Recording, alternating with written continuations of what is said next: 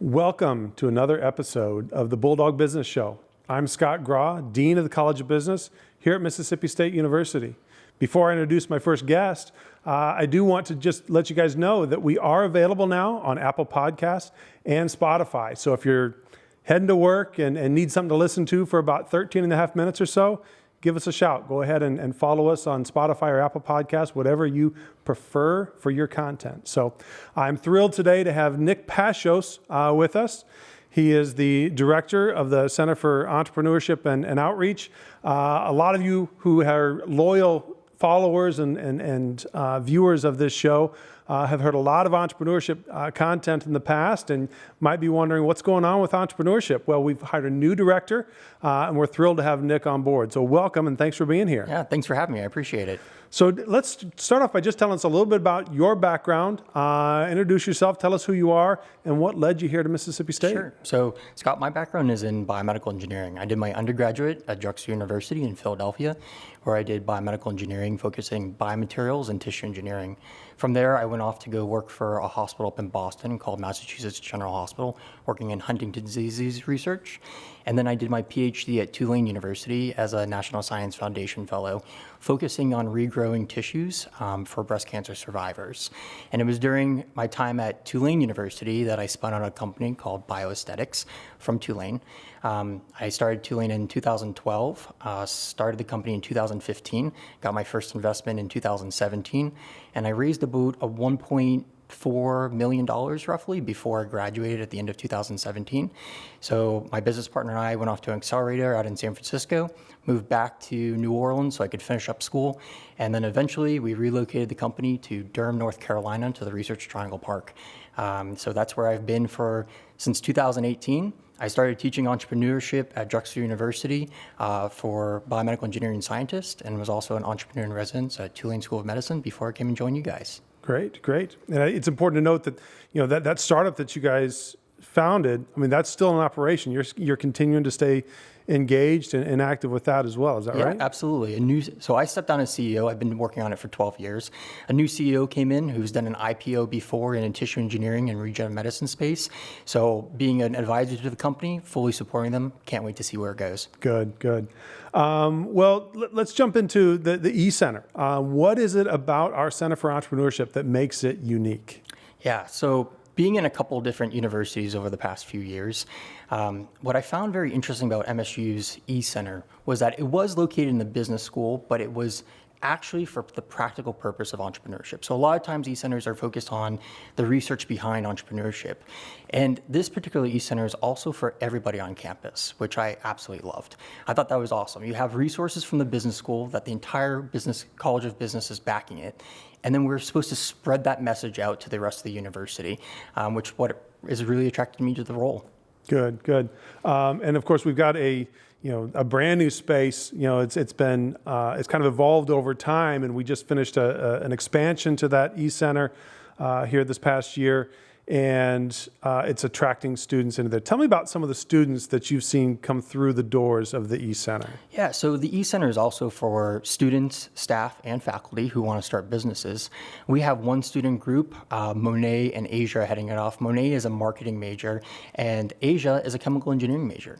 They're coming up with a drug delivery technique for toe fungus. So you can apply it yourself to treat toe fungus, which is pretty amazing, toenail fungus. We have other students and faculty, like one faculty member starting it to monitor cardiovascular diseases by just looking at the vibrations of a chest of an infant. So we have a lot of different people coming in and out of the center that we can help start a business. Great. So when they come in the doors, I mean, what's their first stop? Are they coming straight to your office, or is there somebody that's greeting them and kind of triaging before they get to you? Sometimes they end up at my office, but we actually have a ton of student workers. We have about 17 student workers that can assist when somebody comes in the front door. So the center is about 4,000 square feet. You come into the front desk, and we have a student worker who can assist you to set up a meeting with our program manager or myself to take you to the next step and walk you through one of our accelerated programs. Great. One of the things that I find interesting is a lot of people watching or listening to this program, you may be accustomed to 8 to 5 or 9 to 5 jobs. I love walking through the building at odd hours and seeing the lights on in the e-center. Entrepreneurship's not an 8 to 5 job, is it? It's definitely not an 8 to 5 job. I learned that the hard way. I did not expect that was what was going to happen, but it's carried over in the center too. We have student organizations that have meetings at 6, 7 or later, and we're there to support them. So we stay open, we make sure that we're available, we make sure our space is available, and we welcome them all in. Great, great. So tell me about some of the programs that you offer to draw those students in. Sure. So the flagship program is definitely the VentureCatalyst Program. It's an opportunity where students can go through a sort of accelerated program asynchronously, where we as a center give them $7,000 in grant funding to accelerate that business during that time. They can work with mentors or us individually, people who work at the center to do that. We're also working with I-Corps. So I-Corps is a National Science Foundation grant funding program that we're working with Office of Technology Management to pull out technologies, students and faculty who are doing research that would be really amazing companies as well out into the open and start them as companies as well here. Great, great. So I want to dig into some more of these programs, but first I want to take a quick break and we'll be right back. Mississippi State University's College of Business creates connections that can change lives with more than $2 million available in scholarships next year. Take advantage of the top research institution in the state. Professors have practical experience in their field, and students have the opportunity to work on live projects with partner companies. Earn your MBA online in as few as 10 courses from U.S. News & World Report's Top 100 program. Give your business career a head start. Visit business.msstate.edu to learn more. Welcome back to our conversation with Dr. Nick Pashos, who's the director of our Center for Entrepreneurship and Outreach.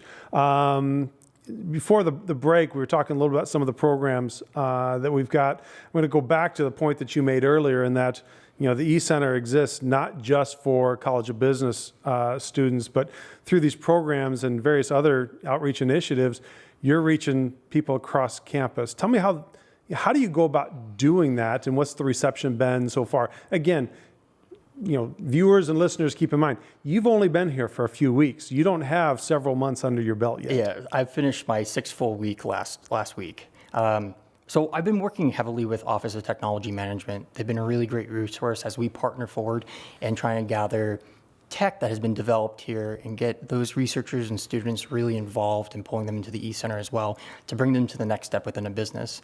I've also been making my way around to every department. There are a lot of departments at MSU, which I'm learning. So making my way slowly around there to introduce myself and re-educate that we are here and we're here for their students and their faculty. Our student employees also do a lot of tabling in the drill field.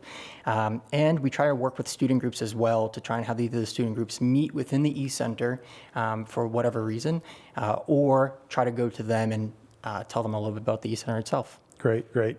For those listeners who may not have spent much time on campus, you mentioned doing tabling in the drill field. That's central campus, and putting up a table there right next to those walkways.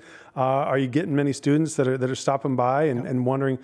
Tell me about what this e-center is all about. Yeah, it's been very successful. We've had our first meeting for new students interested in starting our accelerator, the VentureCatalyst Program. And within the first 3 weeks, we had 10 student teams signed up pitching to us, which was absolutely incredible. So we've already started dishing out $500 grant checks to these teams to start their business. And it was majority from tabling, which has been really great just as sort of a crossroads between all the different, buildings on campus. Yep, definitely. Tell me a little bit about the VentureTech MBA Fellow Program. Yeah, so the VentureTech MBA program is a really unique opportunity here that I haven't seen anywhere else at the universities I've worked at.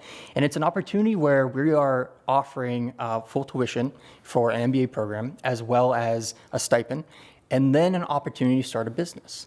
So what we're really trying to focus on is take people who have spent a significant amount of time working on their technology or science background, pull them in from a master's, PhD, postdoc in whatever sense, in whatever school or organization here at MSU, bring them into the College of Business, have them do an MBA, work on their business as an actual employee of the business, push it through.